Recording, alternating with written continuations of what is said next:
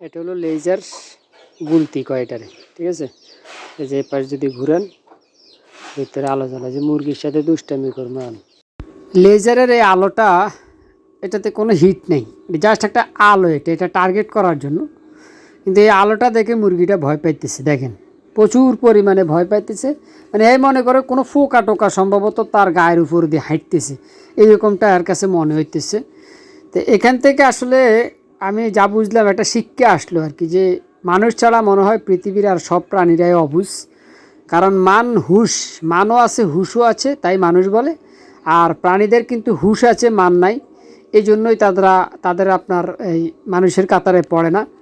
সামান্য একটা লেজারের রোশনি, মানে একটা আলো, এই আলো দেখে সে বুঝতে পারতেছে না এটা আসলে কি, এই জন্যই সে অবুঝ।